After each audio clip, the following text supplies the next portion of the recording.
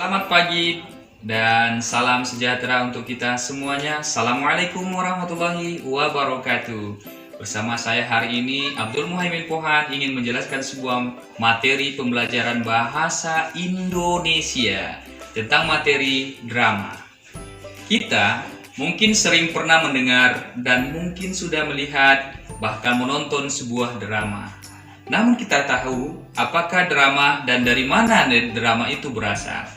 Ingat, drama itu berasal dari bahasa Yunani, dramomai, yang artinya suatu perbuatan ataupun suatu tindakan untuk membuat sebuah perbuatan dari sebuah gerakan atau tingkah laku manusia yang diperagakan di atas panggung.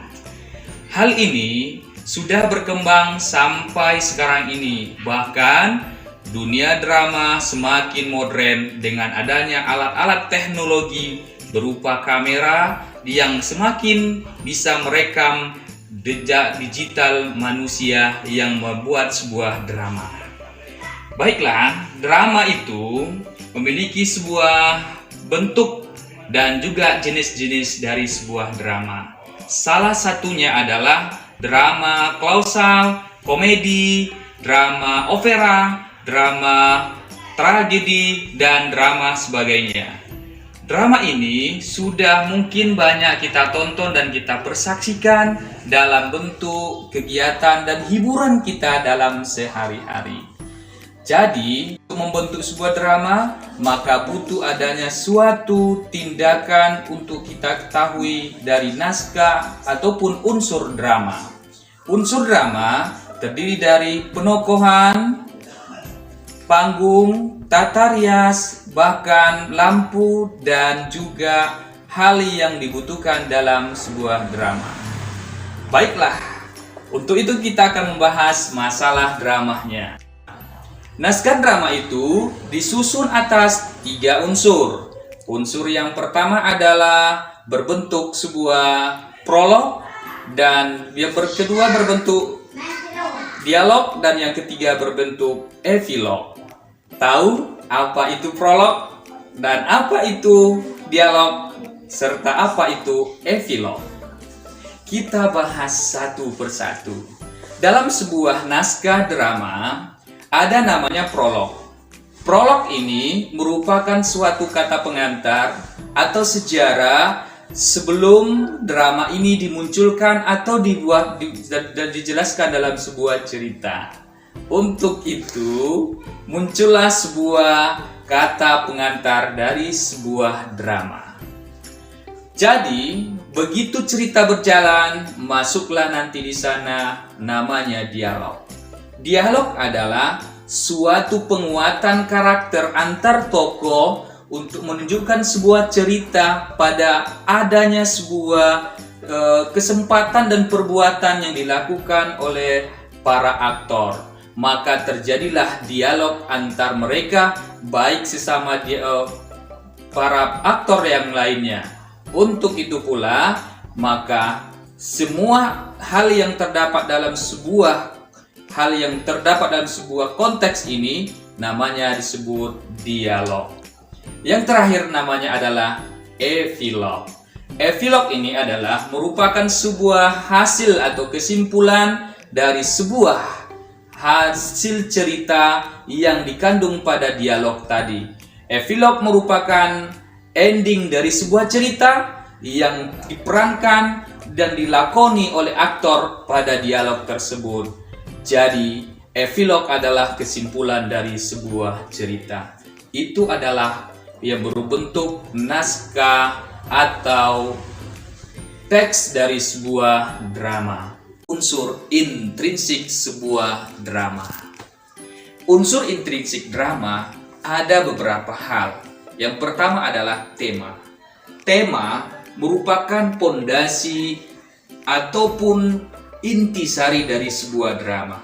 Tema berasal dari bahasa Yunani yang juga disebut thema, inti atau dasar dari sebuah cerita. Maka tema ini haruslah mencapai apa yang harus kita inginkan menjadi sebuah tujuan kesuksesan dan intisari yang paling mengagumkan dalam sebuah drama agar drama itu menjadi drama yang sukses dan sampai makna dan artinya kepada para pembaca dan pendengarnya. Untuk itu, selain daripada tema, ada lagi namanya alur dalam unsur intrinsik drama. Unsur ini yang berbentuk alur ada terbagi 3 unsur: alur maju, unsur alur mundur, dan unsur alur campuran. Unsur alur maju, cerita itu mengenalkan seorang tokoh sampai kepada cerita itu berakhir tanpa ada flashback ke belakangnya. Unsur mundur adalah sebuah cerita yang menceritakan kejadian atau menceritakan kehidupan seorang tokoh, bisa saja kembali kepada masa lalunya. Dan yang terakhir adalah unsur yang berbentuk unsur campuran. Unsur campuran ini adalah unsur yang mana seorang tokoh ataupun para tokoh diceritakan dalam bentuk pengenalan, lalu masuk kepada klimaks atau mundur lagi ke belakang dan maju kembali untuk penyelesaian pada ending. Apakah tragedi ending maupun happy ending. Yang ketiga, watak. Watak dalam unsur intrinsik sebuah drama terbagi atas 2 bagian. Yang pertama adalah watak bagian fisik, dan yang kedua adalah watak bagian psikis. Dalam gambaran watak ini atau karakter seorang tokoh tergambar sebagai fisik.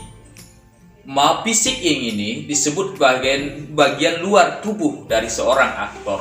Apakah ia berbentuk dalam bentuk tubuh yang sangat kekar, rambut yang keriting lurus kiribo, hidung yang mancung, alis yang tebal, dan sebagainya. Serta warna kulit, putih, hitam, ataupun yang lainnya. Ini menggambarkan sebuah watak dari fisik seorang tokoh. Dan yang kedua adalah psikis. Watak yang kedua namanya psikis adalah gambaran jiwa atau gambaran dari dalam tubuh seorang aktor. Apakah dia akan memerankan seorang orang yang baik, ataupun orang yang jahat, ataupun orang yang tergambar sebagai super dewa, ataupun sebagai orang yang tergambar sebagai gambaran karakter-karakter yang sangat jahat. Hal inilah menggambarkan sebuah unsur dari sebuah psikis.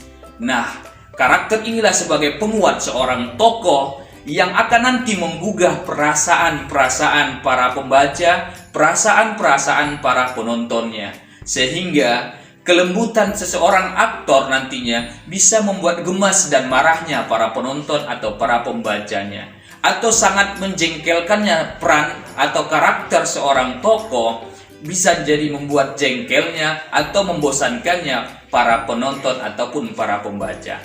Ini merupakan unsur yang ketiga.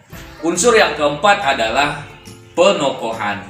Dalam unsur penokohan ada terbagi 3 bahagian. Yang pertama adalah protagonis, pemeran utama yang sangat baik sekali, yang berhati malaikat, yang berbudi pekerti mungkin seperti malaikat. Ini adalah aktor yang merupakan penyampaian pesan-pesan moral, penyampaian sebuah karakter-karakter baik dari sebuah penokohan sebuah drama. Maka protagonis sering melekat pada aktor utamanya.